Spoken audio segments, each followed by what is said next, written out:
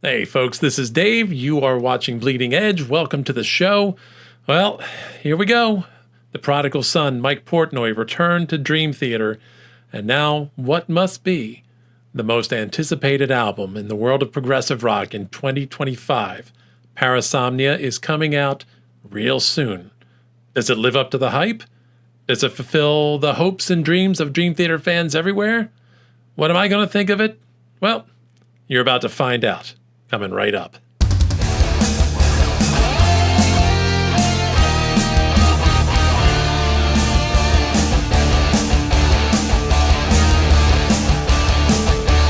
Well, folks, Dream Theater is back. Parasomnia is the new album. Mike Portnoy is back with the band he co-founded 40 years ago.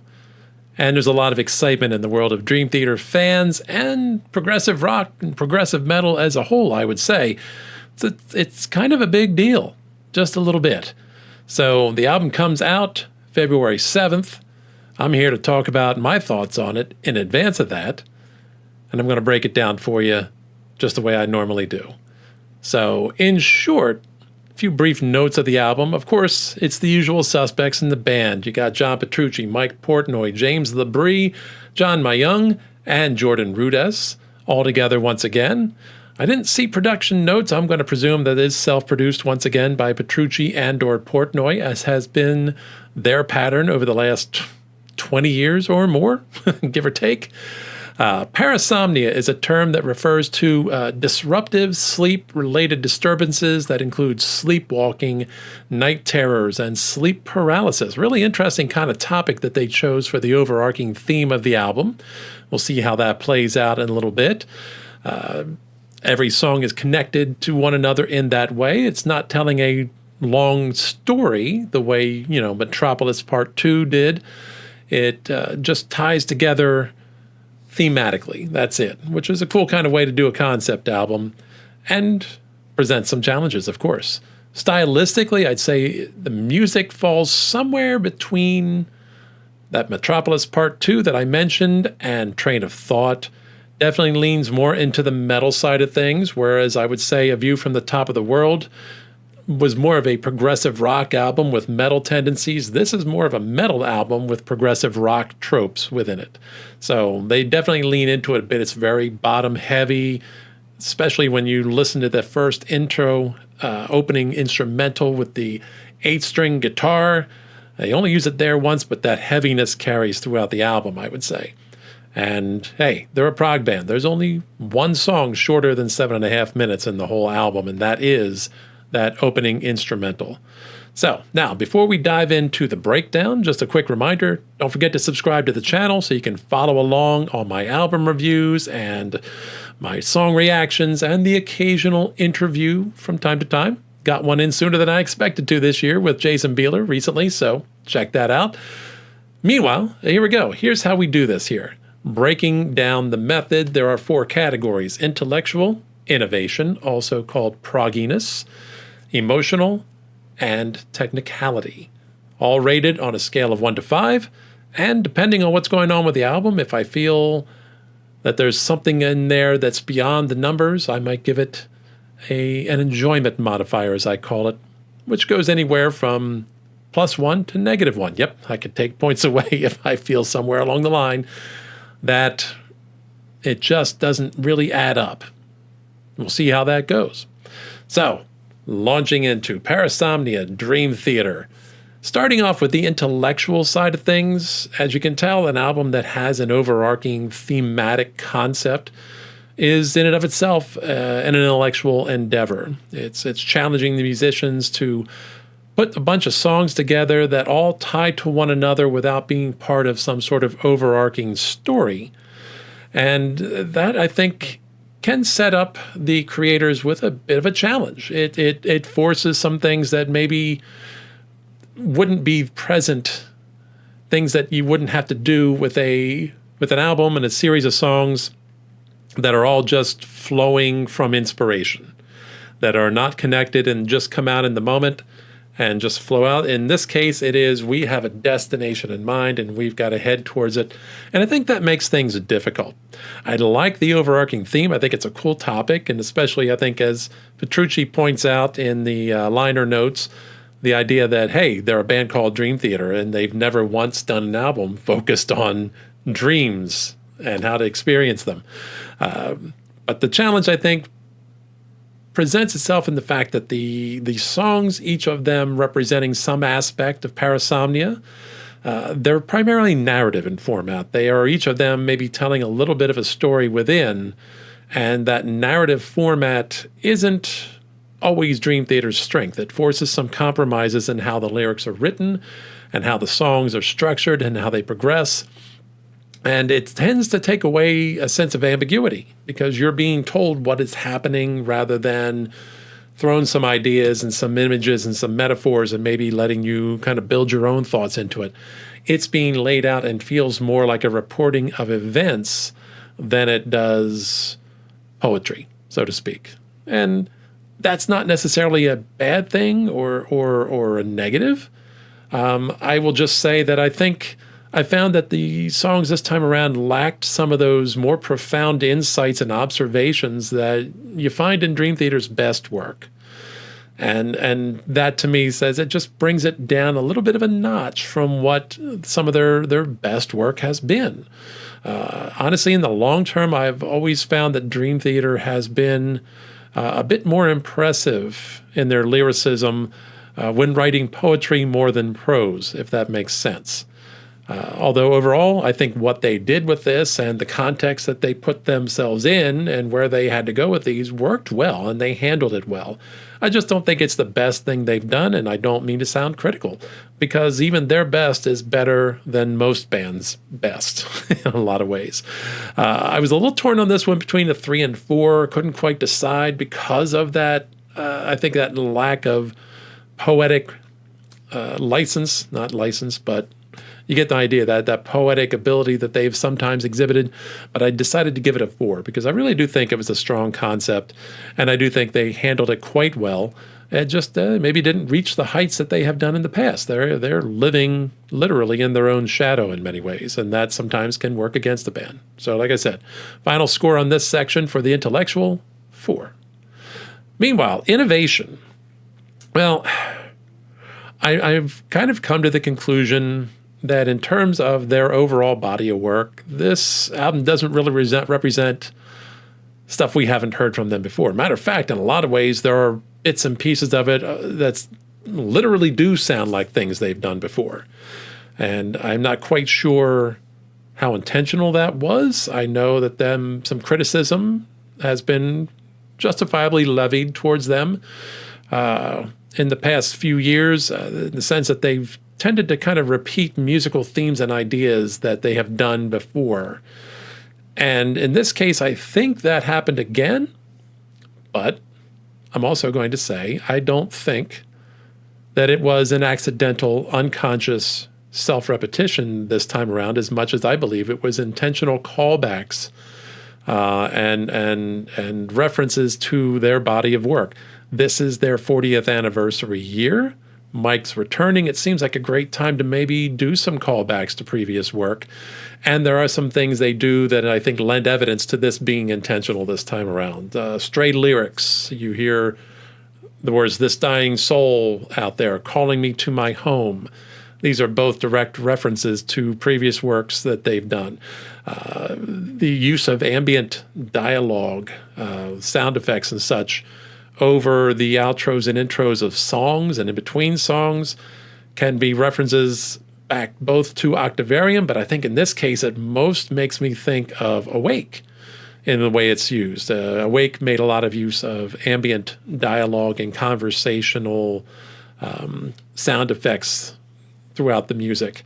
And they do that again here, and in a certain sense it almost makes it seem like a dichotomy of a reference in the sense that awake versus existing in a dream state, and even of a disrupted dream state, there are those two bookends there. So there may be intention behind that. I've not heard or read in interviews anywhere that they did that, so I'm not sure. Would love to ask them, but I wasn't able to do an interview this time around. So there you go. I will have to live with the mystery unless it's said elsewhere. Meanwhile, it is Dream Theater. They have, I think, especially in the last 15, 20 years, they have found their trademark sound. And they are very much adhering to that this time around. It's not something really advancing their craft or dragging them outside of their already established musical boundaries. It is them with a trademark sound, a bit heavier this time than maybe recently. It's heavy, it's expansive, it's complex, sometimes needlessly so, but still nonetheless melodic. And at the same time, it's really not anything more exploratory or experimental than anything else they've done since Octavarium. So that's a big stretch, but I think they know where their strengths lie, and they are playing to them, both literally and figuratively. So unfortunately, I can't say that there's anything revelatory or new here, so I'm going to score this innovation a 3. Meanwhile, technicality. I almost question whether there's a point to even talking about this. It's Dream Theater. They are arguably the greatest collection of virtuosos outside of a jazz quintet currently playing and making music. You really can't get a whole heck of a lot better than each of these guys individually, much less collectively. Again, everything is played impeccably. It's all very, very impressive. It's all highly complex and worthy of the term progressive in that sense. All those tropes that go along with what you expect from progressive music is there. The odd time signatures and the tone changes and the mood changes and the tempo changes and the mixing in of different instruments. Some strings appear here and there. But at the same time, a little constructive criticism for the guys. Sorry, guys.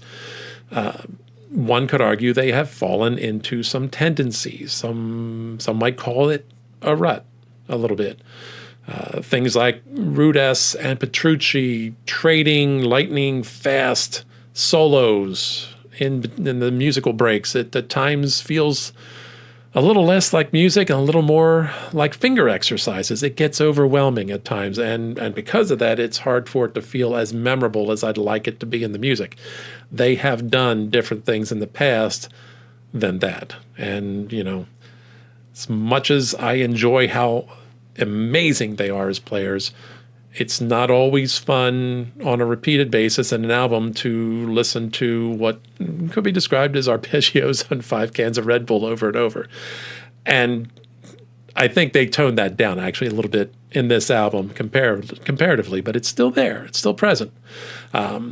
As far as Petrucci and his solos, he does some really great and really fine work. The man is a technical god. It's very difficult to say that there's much of anybody out there better than him. And he's not, to me, a one-trick pony in the sense that I felt Yngwie Malmsteen became at times, where it's all about speed. He does throw in a lot of feel in there. But if you want an example, the song Bend the Clock, that's Petrucci the way I really like to hear him on 2 solos on that one song. One of which that I think brings out some of the tone that you might recall from Take Away My Pain.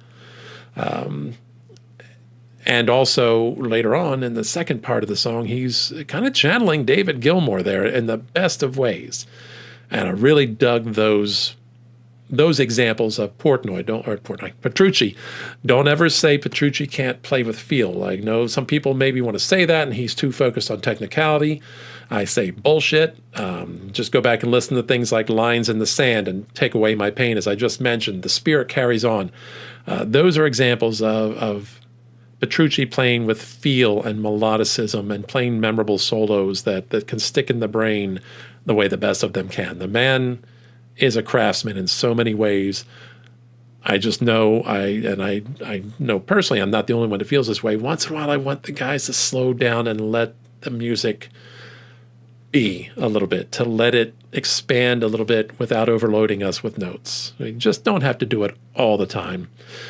But hey, that's my feeling. Maybe yours is different. But again, as much as I enjoy all of this, and I enjoy shifts in tone and tempo and all that, the one thing I don't know, for me, the chorus in Midnight Messiah still feels jarring and out of place in the song.